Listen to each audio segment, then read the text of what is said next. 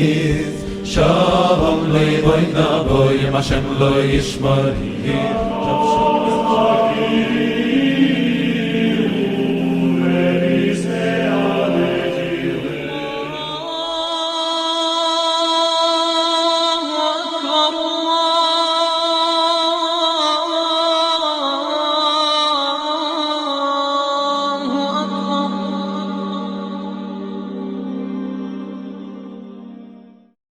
L'islam est apparu dans un environnement scientifiquement et culturellement primitif, un environnement de mythes, de fables et de falsifications idolâtres. Pour expliquer tout phénomène à cette époque, la pensée scientifique dominante était la pensée aristotélicienne. Elle était elle-même une pensée superstitieuse, bien sûr, et bien entendu une pensée superstitieuse pour nous, de par ce que l'on sait de la science moderne, comme nous l'avons expliqué dans l'épisode précédent. Mais cette pensée superstitieuse était la science à cette époque. Toute cette science aristotélicienne est pour nous aujourd'hui dépassée, elle est même drôle à lire car on sait que c'était des mythes.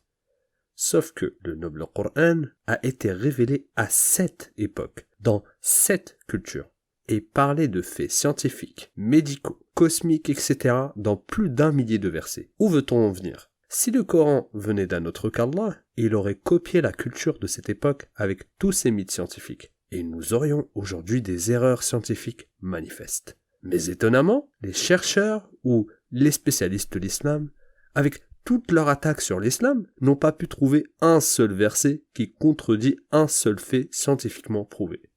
Ceci est une preuve en soi pour chaque non-croyant, athée, chrétien, juif ou autre, que le texte coranique est divin.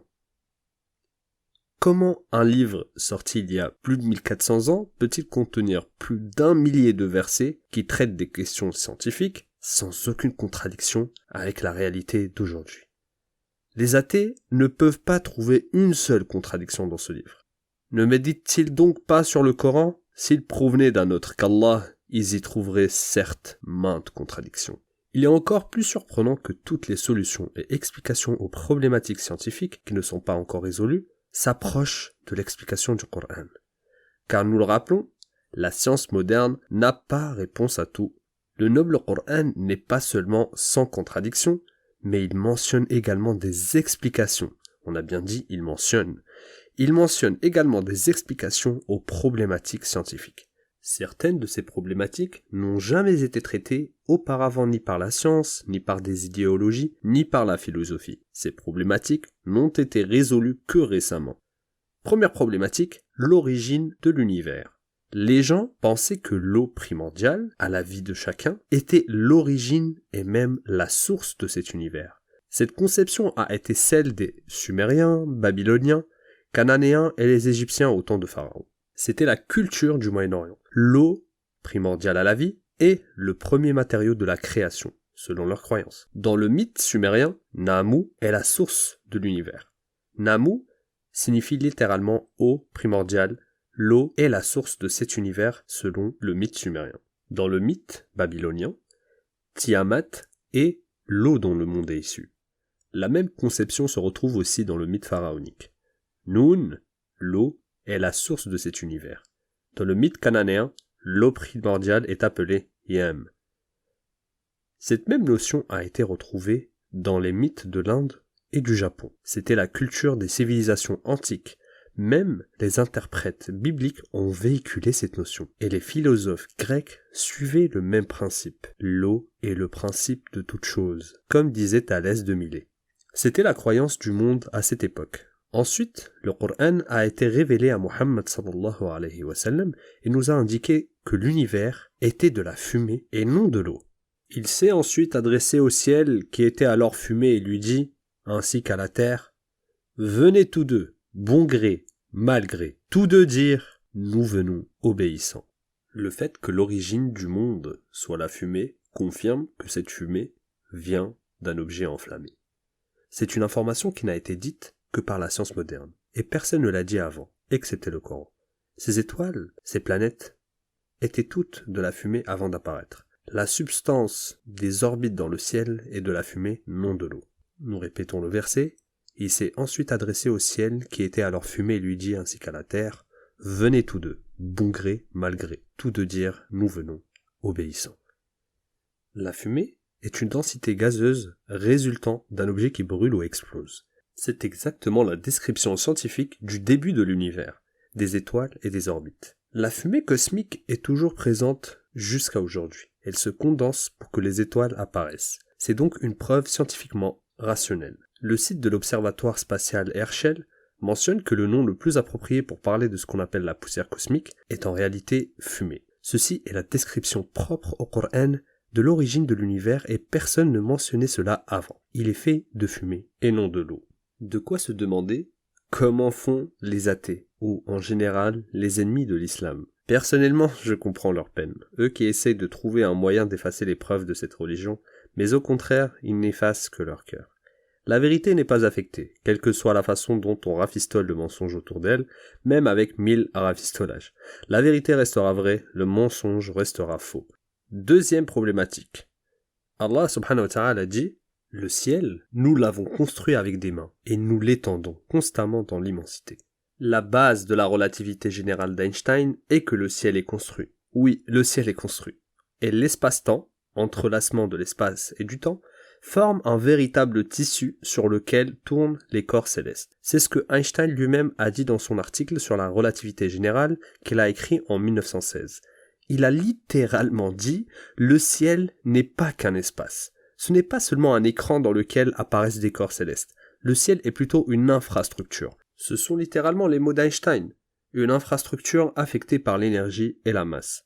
Donc, le ciel est construit. Et, aujourd'hui, c'est scientifiquement prouvé. En 2016, 100 ans après l'article d'Einstein, l'ondulation des ondes gravitationnelles sur le tissu de l'espace-temps a été avérée.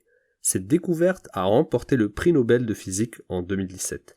Le ciel, donc, n'est pas un écran ni un espace, comme on pourrait l'imaginer, mais c'est plutôt une construction. Est-ce que le ciel s'étend ? Jusqu'à l'époque d'Einstein, les gens pensaient que le ciel était statique. Il ne rétrécit pas, ni ne s'étend pas. Un univers statique. Même Einstein a lui-même soutenu cette hypothèse. Mais en 1929, quelque chose a changé à jamais notre vision de l'univers. La science a découvert que l'univers s'étend. Le ciel s'étend. Cette découverte étonnante a été repérée par le télescope Hubble. Aujourd'hui, cette découverte est considérée comme une donnée scientifique avérée. Il existe même une loi qui permet de mesurer l'expansion de l'univers ou la distance par rapport à une galaxie, appelée la loi de Hubble. C'est donc un fait scientifiquement incontestable, comme l'a dit l'astrophysicien Andrew Liddell. Einstein a admis que la notion d'univers statique était la plus grande erreur scientifique qu'il ait commise. Albert Einstein reconnaît sa propre erreur. Alors que le Coran est descendu infaillible il y a 1400 ans.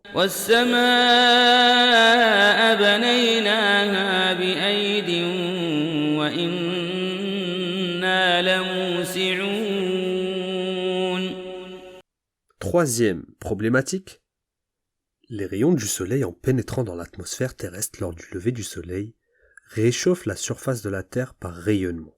Ainsi, cette chaleur de la Terre se transmet à l'air par convection. Cet air, au fur et à mesure que sa température augmente, se dilate, et donc sa densité diminue et se déplace vers le haut. Ceci est un principe physique où les corps les plus chauds remontent toujours à la surface, par exemple la fumée, dont la notion secouriste de se mettre au sol lors d'un incendie, afin de ne pas respirer l'air de la fumée. Et l'air frais se retrouve toujours à ras du sol. Donc, l'air qui monte vers le haut le matin provient de la respiration de tous les êtres vivants de la veille. Ce phénomène étonnant se produit chaque matin. L'air de la surface terrestre est remplacé par un autre air frais. Ce processus est scientifiquement connu sous le nom de la circulation atmosphérique, comme si la Terre était un énorme poumon qui respire chaque matin. Et le Coran a mentionné cet impressionnant phénomène scientifique. Allah subhanahu wa ta'ala dit « Et par l'aube quand elle exhale son souffle ».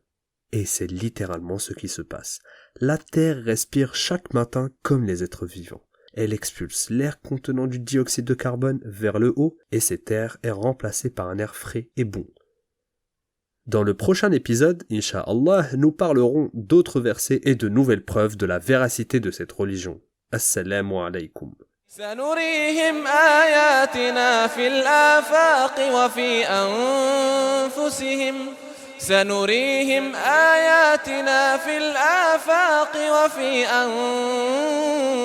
أنفسهم حتى يتبين لهم أنه الحق أولم يكف بربك أنه على كل شيء شهيد